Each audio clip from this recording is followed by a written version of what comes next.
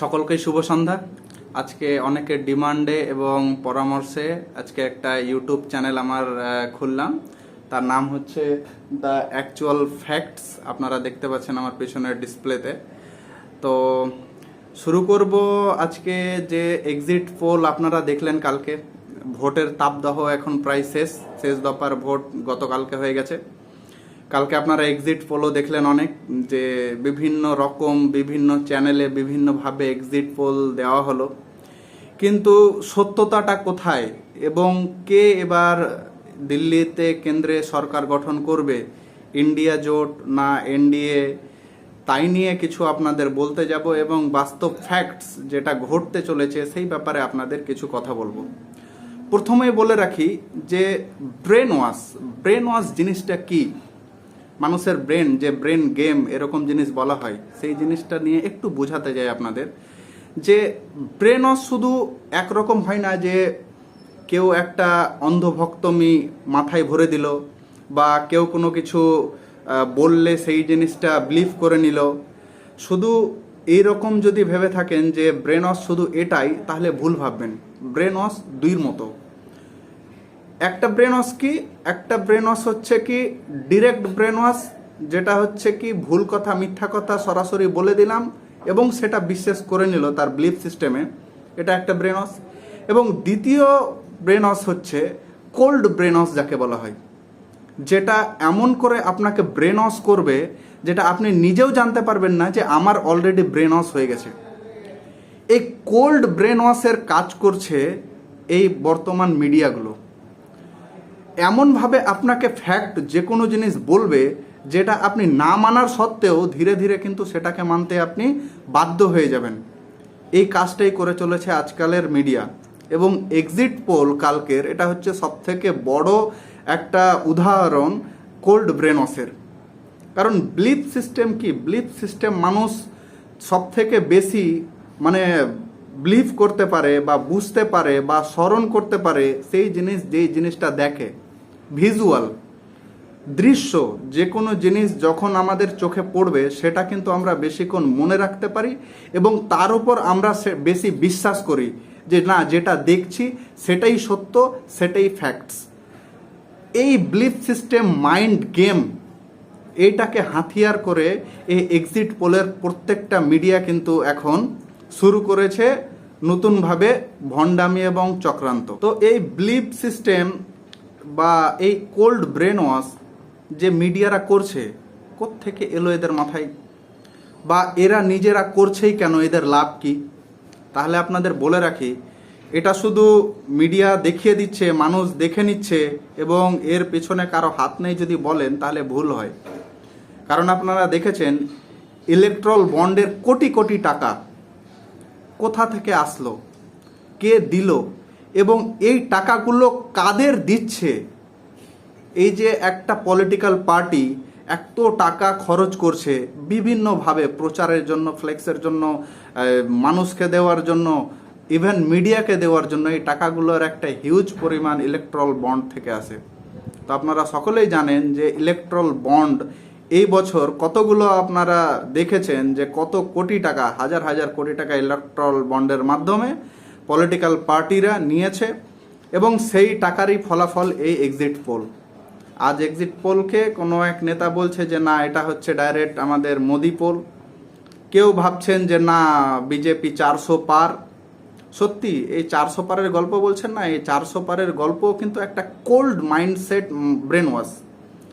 মানুষের মধ্যে মাইন্ডসেট একটা করিয়ে দিচ্ছে যে এইবার 400 পার। আচ্ছা ধরেন যদি 400 না পার হয়, 350 তো আসবে। 350 যদি না আসে, 300 তো আসবে। এই যে একটা মাইন্ড সেট আপ করে দিচ্ছে যে এইবার 400 পার। 543টা সিট, ম্যাজিক ফিগার 272।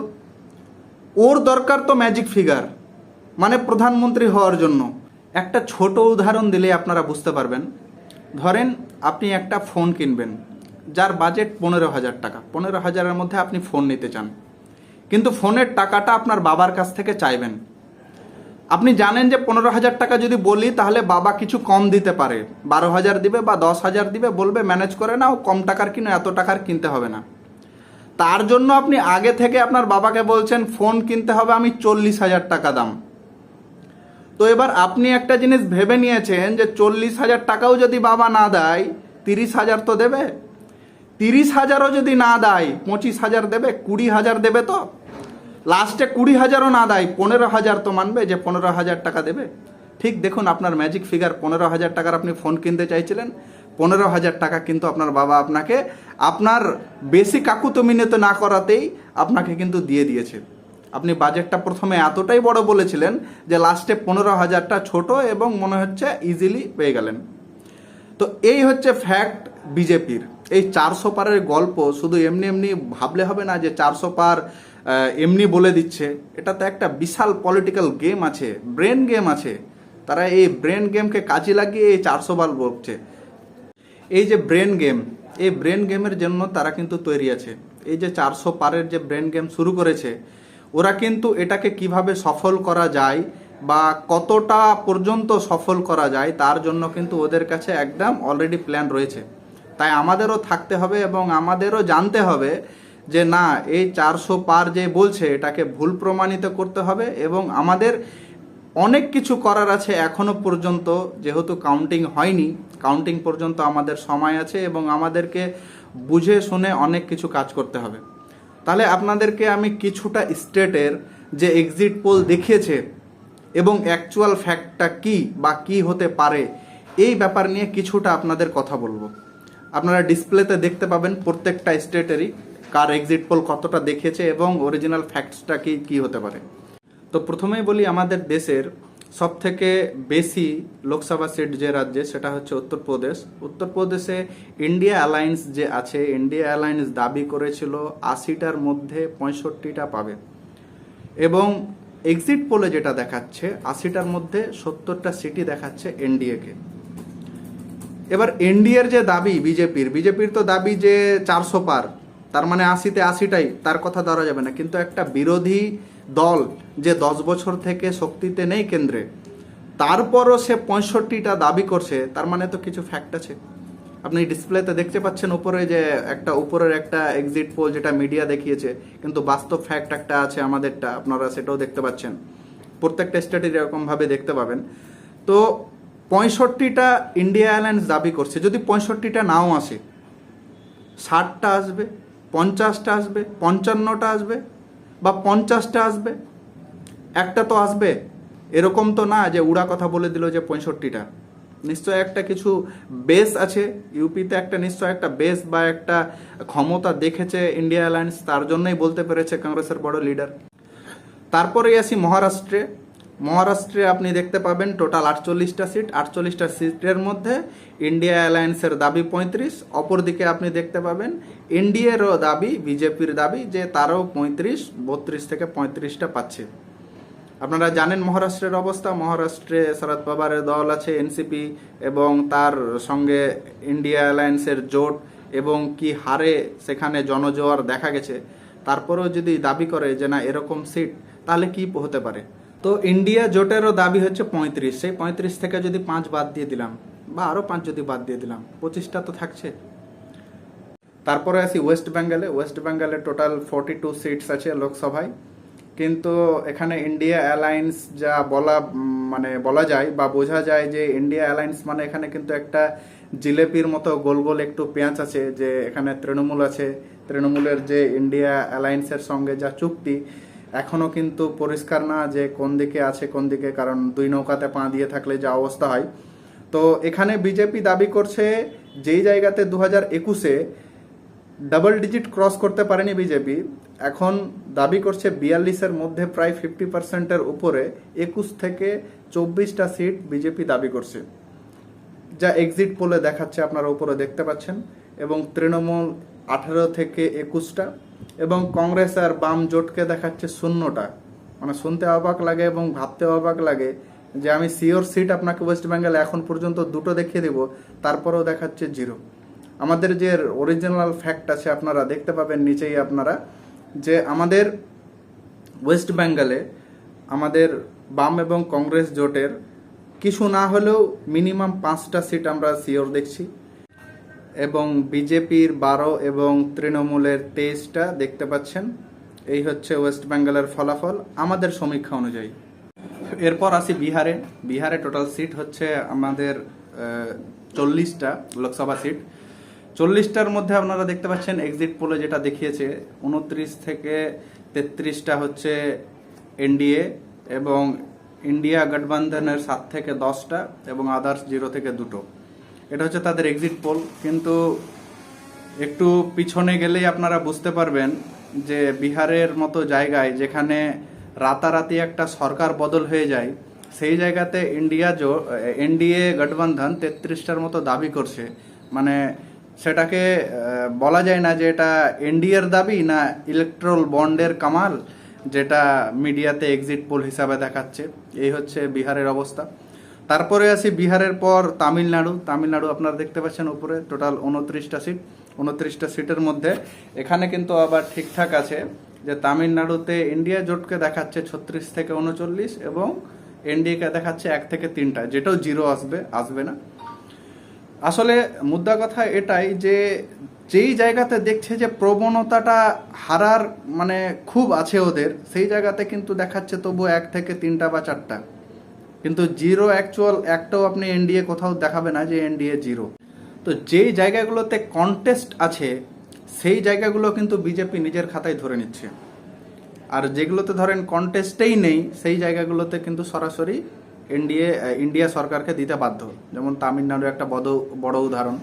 আপনারা নিচে সমীক্ষাতে দেখতে পাচ্ছেন আমাদের 39টাই ইন্ডিয়া জোটের পক্ষেই যাচ্ছে। এবং তারপরে আপনারা দেখতে পাচ্ছেন এমপিরও উপরে দিলাম টোটাল 29টা সিট। 29টার মধ্যে তারা দাবি করেছে 29টাই, কিন্তু বললে তো ওই তো 400 পারের মতো গল্প। তাই আমাদের সমীক্ষাটা দিলাম নিচে দেখতে পাচ্ছেন যে। তারপরে আসি কর্ণাটকের টোটাল সিট হচ্ছে 28টা। 28-এর মধ্যে তাদের এক্সিট পোল অনুযায়ী 26টাই পেয়ে যাবে। যে জায়গাতে কিছুদিন আগে সরকার গঠন করতে গিয়ে দেখলেন বিধানসভায় কি হারে বলেছিল যে বিজেপি চলে আসবে, কিন্তু বিজেপির ঠাঁই হলো না কর্ণাটকে। সেই জায়গাতেও নাকি এখন 26টা তাদের সিট চাই। এই হচ্ছে এক্সিট পোল অনুযায়ী ইলেকট্রাল বন্ডের কামাল। আমাদের যেটা অরিজিনাল ফ্যাক্ট সেটা আপনারা নিচে দেখতে পাচ্ছেন যে অরিজিনালে কতটা পেতে চলেছে কর্ণাটকে। আসছে গুজরাট, গুজ্জু ভাইয়ের এলাকা। নিজের এলাকাতে বলে না যে ছোটখাটো একটা জন্তু নিজেকে বাঘ মনে করে, তো সেরকম হচ্ছে ব্যাপার। 26টা আছে সিট, তো 26টা থেকে কেন ছাড়বো, একটাও ছাড়বো না, এরকম ব্যাপার। কিন্তু অরিজিনালি এরকম হবে না, এখান থেকে অনেকটাই কমবে। ইন্ডিয়া জোটকে আমরা গুজরাটে 10টা রেখেছি, 10টা, কিন্তু লড়াই আছে, কন্টেস্ট আছে, কিন্তু মিনিমাম না হলেও 7টা থেকে 10টা কিন্তু গুজরাটে আসবেই। এই হচ্ছে আমাদের সমীক্ষা অনুযায়ী। গুজরাটের পর আসছি আমরা রাজস্থানে টোটাল 25 লোকসভা সিটের মধ্যে 19টাই দাবি করে নিয়েছে এখন থেকেই বিজেপি সরকার, কারণ কিছুদিন আগেই ওখানে সরকার ফেলেছে, তাই ভাবছে যে এবার হয়তো পেয়ে যাব।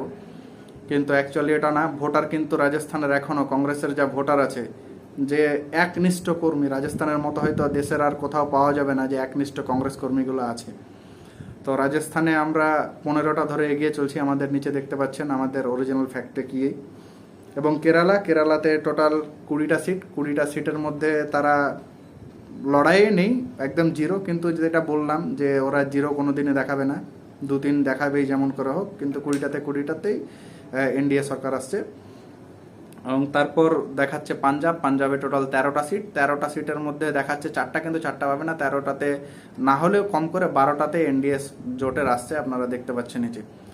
তো এই হচ্ছে আঁকড়া।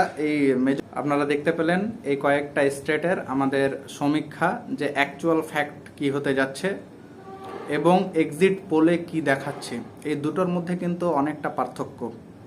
যেই পার্থক্যটা নিয়ে যদি আপনি চলুন, তাহলে বিজেপি সরকার যে এখন পর্যন্ত দাবি করছে 353 থেকে 358টা সিট তারা দাবি করছে। এখন 400-র আঁকড়া তো তাদের ছিল, কিন্তু এখন এক্সিট পোল অনুযায়ী 358-তে এসে থেমেছে। এবং ইন্ডিয়া জোটকে দিচ্ছে 113 থেকে 118। যেই সমীকরণটা বলতে পারেন যে এনডিএ সরকারের দেওয়া বা এক্সিট পোল যে মিডিয়া দিচ্ছে ইলেকট্রন বন্ডেল কামাল, এটাও বলতে পারেন। কিন্তু অরিজিনাল যে ফ্যাক্ট, বাস্তব ফ্যাক্ট আপনাদেরকে নিচে যদি দেখাই, তাহলে আপনারা দেখতে পাচ্ছেন যে ইন্ডিয়া জোট যে আসতে চলেছে সেটা কিন্তু প্রায় 345টা সিট নিয়ে। শুনে ঘাবড়ানোর কিছু নেই, ঘাবড়ানোর জন্য বলছি না। এবং বিজেপি কিন্তু সেই জায়গাতে 150 ক্রস করতে পারছে না। এবার যে কথাটা হচ্ছে যে 345টা না পাক, 345টা খুব বেশি বলে ফেলেছে ধরেন। আর বলছেন আমি যে সমীকরণটা দেখালাম, হ্যাঁ সেটাতে অনেকটা হয়তো বেশি দেখিয়েছি, দুটো তিনটা করে বেশি আছে। ঠিক আছে, 345 থেকে 20টা বাদ দেন, কত আসছে? 325।